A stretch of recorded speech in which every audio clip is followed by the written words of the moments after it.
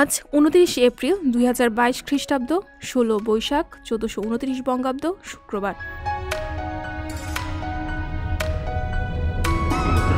১৬৩৯ সালের ২৯ এপ্রিলের এই দিনে দিল্লির লালকেল্লার ভিত্তিপ্রস্তর স্থাপিত হয়। এটি খ্রিস্টীয় সপ্তদশ শতাব্দীতে প্রাচীর বেষ্টিত পুরনো দিল্লি শহরে মুঘল সম্রাট শাহজাহান কর্তৃক নির্মিত একটি দুর্গ। ১৮৫৭ সাল পর্যন্ত এই দুর্গটি ছিল মুঘল সাম্রাজ্যের রাজধানী। বর্তমানে এটি একটি জনপ্রিয় পর্যটন কেন্দ্র এবং ভারতীয় প্রজাতন্ত্রের সার্বভৌমত্বের একটি শক্তিশালী প্রতীক। প্রতি বছর ভারতীয় স্বাধীনতা দিবস উপলক্ষে দেশটির প্রধানমন্ত্রী লালকেল্লার লাহোরি গেট সংলগ্ন একটি স্থানে জাতীয় পতাকা উত্তোলন করেন। ২০০৭ সালে লালকেল্লা ইউনেস্কো বিশ্ব ঐতিহ্যবাহী স্থান হিসাবে নির্বাচিত হয়।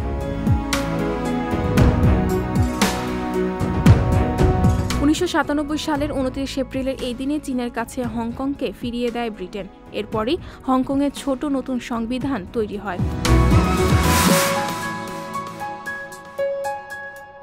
১৯৯১ সালের ২৯ এপ্রিলের এই দিনে বাংলাদেশের দক্ষিণ পূর্বে চট্টগ্রাম বিভাগের উপকূলীয় অঞ্চলে প্রায় ২৫০ কিলোমিটার ঘণ্টা বেগে ঘূর্ণিঝড় আঘাত হানে। নিহতের সংখ্যা বিচারে এটি ছিল স্মরণকালের ভয়াবহতম ঘূর্ণিঝড়গুলোর একটি। ঘূর্ণিঝড় ৬ মিটার বা ২০ ফুট উচ্চতার জলোচ্ছ্বাস উপকূলীয় এলাকা প্লাবিত করে। প্রায় ১,৩৮,০০০ মানুষ প্রাণ হারান। সর্বস্ব হারান প্রায় ১ কোটি মানুষ।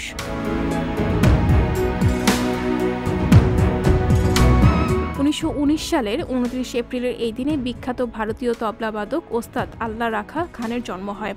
পাঞ্জাবের গুরুদাসপুর জেলার রতনগড় গ্রামে তার জন্ম হয়। ১৯৭১ সালে আমেরিকার নিউ ইয়র্ক শহরের মেডিসন স্কোয়ার গার্ডেনে দ্য কনসার্ট ফর বাংলাদেশের সেতার বাদক রবিশঙ্কর ও বিখ্যাত সরোদ বাদক ওস্তাদ আলী আকবর খানের যন্ত্রসঙ্গীতের সঙ্গে তবলা বাজিয়েছেন ওস্তাদ আল্লাহ রাখা খান।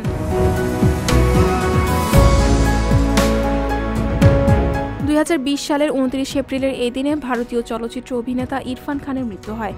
ভারতীয় চলচ্চিত্রে তার সহজাত অভিনয় প্রশংসা কুড়িয়েছে। বলিউড, ব্রিটিশ ভারতীয়, হলিউড, তেলুগু এবং বাংলাদেশে একটি চলচ্চিত্রেও তিনি কাজ করেছেন। ৩৫ বছরের কর্মজীবনে তিনি ৫০টির অধিক দেশীয় চলচ্চিত্রে অভিনয় করেছেন। শ্রেষ্ঠ অভিনেতা বিভাগে জাতীয় চলচ্চিত্র পুরস্কার ও ৪টি ফিল্মফেয়ার পুরস্কার সহ অসংখ্য পুরস্কার অর্জন করেছেন তিনি। ২০১১ সালে ভারত সরকার তাকে ভারতের চতুর্থ সর্বোচ্চ বেসামরিক সম্মাননা পদশ্রীতে ভূষিত করেন।